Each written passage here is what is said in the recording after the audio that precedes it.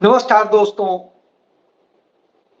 आज प्रधानमंत्री सदन में लोकसभा में क्या बोल रहे थे, कुछ आपको समझ में आया? क्या प्रधानमंत्री का पूरा भाषण एक फ्रस्ट्रेशन का शिकार था? क्या प्रधानमंत्री सिर्फ राहुल गांधी को टारगेट करने के अलावा, कांग्रेस पार्टी को टारगेट करने के अलावा और कुछ नहीं बता सके? प्रधानमंत्री के पास कोई विजन नहीं था और प्रधानमंत्री घबराए हुए लग रहे थे, झूठ भी बोल रहे थे और तथ्यों से परे बात भी कर रहे थे। शायद तभी जब वो भाषण दे रहे थे, आज पूरा विपक्ष उन्हें आईना दिखा रहा था और जरूरी मुद्दे बता रहा था कि जिन पर बात कीजिए। प्रधानमंत्री ने इतना लंबा भाषण दिया, लेकिन एक बार भी उनका भाषण चल रहा था, दूसरी तरफ उत्तर प्रदेश के हाथरस में 125 लोग मर चुके थे, जिनमें महिलाएं थे, बच्चे थे और तमाम लोग थे। तो आप यह समझ सकते हैं कि जब यह हालात हो तो फिर तो आज उससे समझ में आ रहा था प्रधानमंत्री एक पार्टी के कार्यकर्ता, पदाधिकारी, मालिक अधिक हैं, देश के नेता या देश के शुभचिंतक नहीं है। उनकी तमाम बातें बिल्कुल निरा भ्रामक थी, झूठ से भरी हुई थी, लेकिन कोई सुनने वाला होगा क्या? विपक्ष को पूरी तरह से खामोश करने की कोशिश की गई थी, लेकिन विपक्ष सवाल उठा रहा था, जो नरेंद्र मोदी को डरा रहा था। क्योंकि आज नेता प्रतिपक्ष राहुल गांधी, उनके साथ में अखिलेश यादव और तमाम वह लोग बैठे हुए थे जो उन्हें जवाब दिखाने को तैयार थे। हालात ये थे कि आज लोकसभा का कैमरा मोदी पर से हटके उधर जा भी नहीं रहा था, वो दिखा भी नहीं रहा था। तो इससे आप समझ सकते हैं क्या हालात। बहरहाल इसी पर आज आपसे बात करूंगा। कल राहुल गांधी ने जो भाषण दिया, उसमें उन्होंने अपने उद्बोधन में हर वह मुद्दा छुआ जो देश के लोगों के लिए जरूरी था। वह हर मुद्दा छुआ जिसके कारण आज बद से बदतर हालात हैं और उसके उदाहरण मौजूद हैं कि सरकार संवेदनशील नहीं है। तो अब प्रधानमंत्री आज जब भाषण दे रहे थे तो उन्होंने स्वामी विवेकानंद के शिकागो में दिए गए एक भाषण का जिक्र किया, जिसमें उन्होंने कहा था धर्म संसद में कि मैं उस धर्म से, उस देश से आता हूं जिसने दुनिया को सहिष्णुता सिखाई, सत्य पर चलने का मार्ग दिखाया और सभी धर्मों को सत्य मानते हुए उतने ही प्रेम से स्वीकार किया। उन्होंने कहा कि सभी धर्म हमारे लिए बराबर है, आदरणीय है और प्रेम सिखाते हैं। हमें पीड़ितों को अपने यहां शरण देना सिखाते हैं, हम उन्हें भी आदर से लेते हैं। अब आप सोचिए, यह बात कही थी।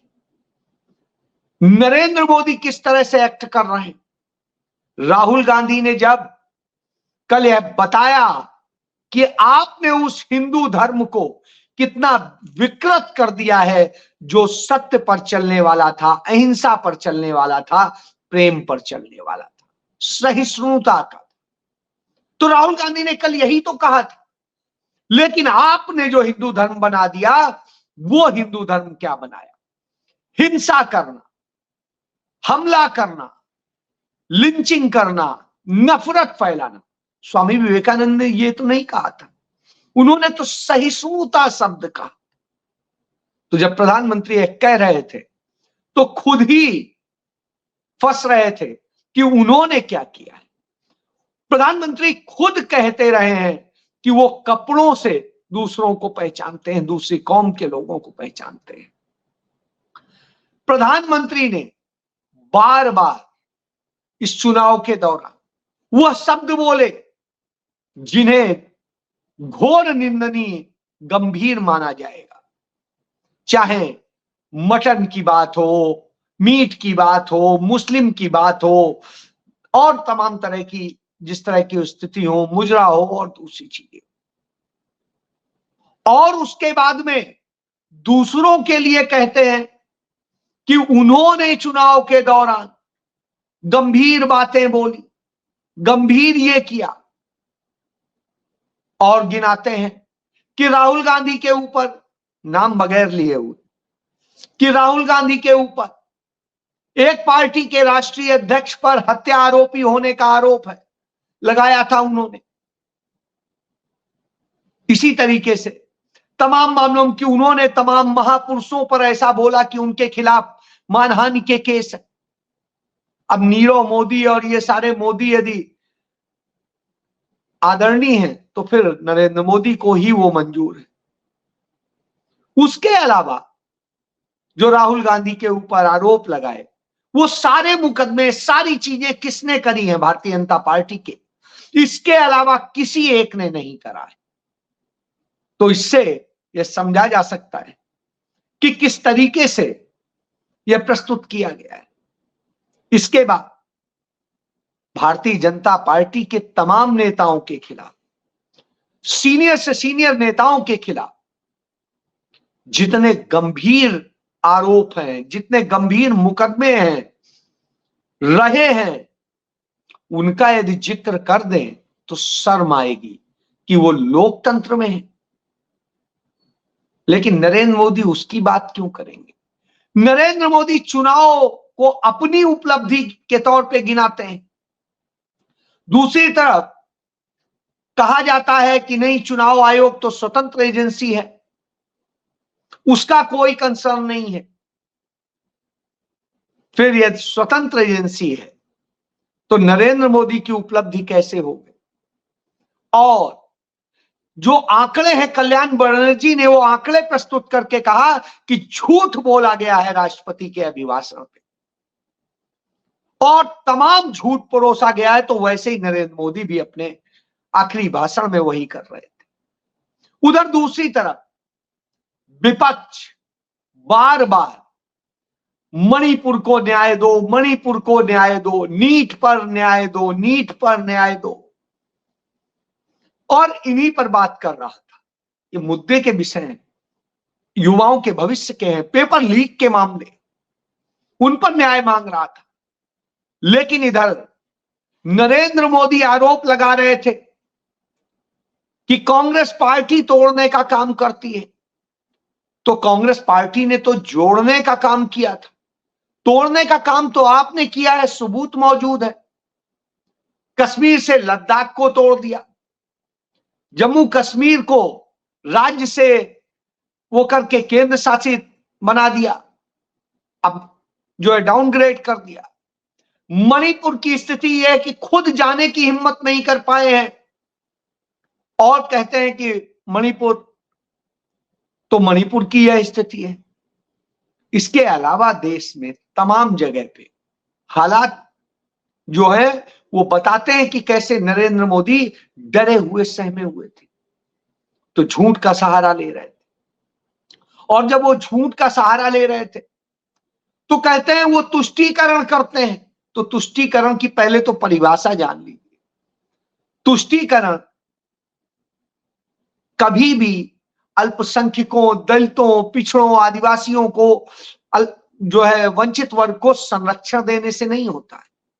तुष्टीकरण वह होता है जो वोट बैंक के लिए उसे झूठी तरीके से बरगलाना। वो काम आपने किया है, कभी मंदिर के नाम पे, कभी किसी दूसरे नाम पे, और गाय गोबर के नाम पे, और उसके बाद उसके नाम पर लिंचिंग हुई है इस देश में। इतिहास गवाह है, इन सब चीजों को किया। कल्याणकारी योजनाओं पर यदि कुछ राज्य काम कर रहे हैं जो गैर बीजेपी शासित है, तो उसको लेकर भी नरेंद्र मोदी को तकलीफ है कि आखिर वो राज्य कल्याणकारी योजनाएं कैसे चला रहे हैं। तो उसे कहते हैं वो आर्थिक आपातकाल की ओर ले जा रहे हैं। यानी नरेंद्र मोदी का भविष्य में वहां पर आपातकाल लगाने का इरादा है क्या, या अराजकता फैलाने का है? तो आर्थिक अराजकता की बात करते हैं, निश्चित रूप से इसके तो संदेश गलत होते हैं। स्थिति दूसरी है, चाहे कर्नाटक हो, चाहे तेलंगाना हो, चाहे हिमाचल प्रदेश हो, वहां उतना कर्ज नहीं है जितना कर्ज मध्य प्रदेश पर है जहां भाजपा का शासन। जितना कर्ज बिहार पर है उतना नहीं है बिहार में भाजपा एनडीए की सरकार है। उत्तर प्रदेश पे जितना कर्ज बढ़ गया है वहां यह कर्ज भाजपा की सरकार के दौरान बढ़ा है। इसके अलावा अब तमाम सारे ऐसे राज्य हैं जहां कर्ज इतना ज्यादा हो गया है कि उसकी कोई गणना नहीं की जा सकती। और जब यह स्थिति हो तब आप उन राज्यों की बात कर रहे हैं कर्ज की जो वास्तव में जन कल्याणकारी योजनाओं के साथ खड़े हैं, वहां की जनता के लिए कर रहे हैं, उसके बूते खड़े हैं, इसलिए जनता उन्हें करती है। फिर झूठ बोलते हैं, तमाम आंकड़ों से भी अपनी उपलब्धि बताते हैं। कहते हैं कांग्रेस जिन दलों के साथ खड़ी होती है उनको खत्म कर देती है। यह नियम खुद भाजपा पर लागू होता है। भाजपा पंजाब में खड़ी हुई अकाली दल के साथ तो अकाली दल को खत्म कर दिया। जम्मू कश्मीर में खड़ी हुई पीडीपी के साथ तो पीडीपी को खत्म कर दिया। वो खड़ी हुई बिहार में नीतीश कुमार की पार्टी जेडीयू के साथ तो जेडीयू को बुरी स्थिति में ला दिया, 3rd नंबर की पार्टी बना दिया। और उत्तर प्रदेश में जितने इनके सहयोगी हैं, चाहे अपना दल हो चाहे जो हो, सबकी स्थिति बुरी हो। और इसके बाद जिस कांग्रेस के लिए कहते हैं उससे पहले आप देख लीजिए, जब नवीन पटनायक की जनता दल के साथ ये खड़े होते हैं तो उसे खत्म कर देते हैं, और जगन रेड्डी के साथ खड़े होते हैं तो उसे खत्म कर देते हैं। शिवसेना के साथ खड़े होते हैं तो उसे खत्म कर देते हैं। ऐसे ही आदिवासियों की एक पार्टी है, उसके साथ खड़े हुए उसे खत्म कर दिया। उल्टा यह काम तो इन्होंने किया। कांग्रेस के साथ आने के बाद में समाजवादी पार्टी के इतिहास में सबसे ज्यादा सीटें समाजवादी पार्टी की आई हैं। कांग्रेस के साथ खड़े होने पर जो जनता दल, राष्ट्रीय जनता दल की एक भी सीट बिहार में नहीं थी, उसके पास आज सीटें हैं। आज स्थिति यह है कि यदि आप अभी बात करेंगे महाराष्ट्र की, तो महाराष्ट्र में भी यही स्थिति है। शिवसेना को 2 फाड़ जो आपने कर दिया, और उसके बावजूद उद्धव की शिवसेना जो कांग्रेस के साथ खड़ी है वो जीवित हो गई, नहीं तो आपने तो खत्म कर दिया था। तो इस तरह के तमाम उदाहरण हैं जब अपनी सफलताएं गिनाते हैं तो यह नहीं बता पाते हैं कि आज राजस्थान में आप बुरी तरह हारे हैं, आप बुरी तरह हारे हैं हरियाणा में, आपके गुजरात में भी एक सीट छिन गई है और कांग्रेस को आ गई, महाराष्ट्र में आप बुरी तरह हारे। तो यह जो आपकी हार है, उत्तर प्रदेश में आप बहुत बुरी तरह हारे, पंजाब में आपका खाता नहीं खुल पाया। तो इससे आप समझिए, जिस लद्दाख की बात करते थे उस लद्दाख में आपने नकार दिए। और मणिपुर का मैं पहले ही बता चुका हूं कि मणिपुर में किस तरीके की आपने हालत की है, और उसका नतीजा है कि आज मणिपुर से जो जीत करके 2 कांग्रेस के सांसद आए हैं, वो अपना दर्द संसद में बयां करना चाहते हैं। आप उस दर्द को भी नहीं सुनना चाहते हैं, उस पर भी कोई आश्वासन नहीं देना चाहते। यही वजह है कि उन राम की नगरी से भी, अयोध्या से आप खदेड़ दिए गए। आप उस श्रावस्ती से खदेड़ दिए गए जो गौतम बुद्ध की धरती है। आप उस चित्रकूट से भी खदेड़ दिए गए जहां राम ने अपने संकट के क्षण गुजारे थे। आप उस प्रयागराज से भी खदेड़ दिए गए जहां पे संगम हुआ है तीनों नदियों का, प्रेम का, जिसे गंगा जमुनी तहजीब कहते हैं। और आपको बनारस में भी किनारे पे लाके खड़ा कर दिया है, तो वाराणसी में भी आपकी है हालत। फिर चाहे हनुमान जी का क्षेत्र हो, चाहे जहां हो, तो उन्होंने बता दिया है कि असल में आप हिंदू धर्म नहीं है, आप हिंदू धर्म के हो भी नहीं सकते, क्योंकि आपने हिंदू धर्म को बेचा है, आप उसके सौदागर, आपने राम के नाम का सौदा किया है। शायद यही वजह है कि बार बार जय श्री राम का नारा लगाने वाले आज जय श्री राम का नारा नहीं लगा पा रहे। आज वो भूल गए हैं राम का नाम। यही वजह थी शायद कि महुआ मोइत्रा ने भी आज आपको यह बताया कि राम को आप कैसे भूल गए। कल्याण बनर्जी ने बताया कि कैसे आपका झूठ का पुलिंदा है, कैसे अखिलेश यादव ने आपको आईना दिखाया। तो आप यह समझिए, नेता प्रतिपक्ष के बाद में इतने लोगों ने आपको बता दिया, लेकिन आप मुद्दे पे नहीं आते, आप युवाओं के भविष्य पे नहीं आते, आप नहीं आते हैं उन चीजों पे कि आपने आखिर गांधी और डॉक्टर अंबेडकर, जिनका आप जिक्र करते हैं, जिनके सम्मान का जिक्र करते हैं, उन्हें उठा के वहां से पीछे फेंक दिया है। इसको लेकर के गौरव गोगोई ने, जो कांग्रेस के उपनेता हैं सदन के, उन्होंने यह बात कही, इस बात को लेकर के कि किसानों का दर्द और सबके दर्द को लेकर के, संविधान की बात को लेकर के दीपेंद्र हुड्डा ने आपको बताया, मनीष तिवारी ने बताया कि किस तरीके से आपने ये 3 जो कानून लेकर के आए हैं उनमें किस तरीके से फ्रॉड किया गया है। ये वास्तव में कानून नहीं, फांसीवाद का प्रतीक, और यह दिखाता है कि आप असल में न्याय नहीं देना चाहते हैं, आप अन्याय करना चाहते हैं। और यही बात आज आपके पूरे धन्यवाद प्रस्ताव पर आपके आखिरी भाषण में आई, और यह दिखा कि आप जिस तरीके से राहुल गांधी को एक बच्चा दर्शाने की कोशिश करते हैं, असल में वो बच्चा नहीं है, वो आपके लिए इतना बड़ा बन गया है कि आप उसके आगे आज छोटे से लग रहे हैं।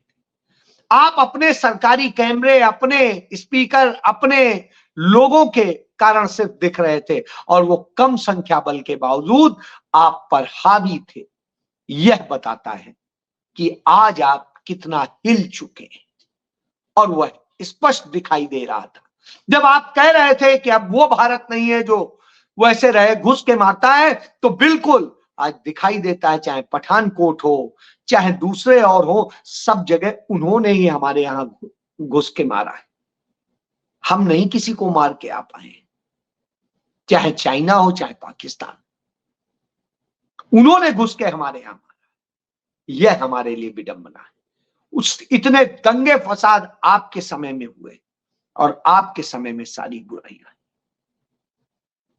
तो इसलिए आपका यह भाषण वास्तव में एक फ्लॉप शो था, फ्रस्ट्रेशन का प्रतीक था, और वो दिखाई दे गया।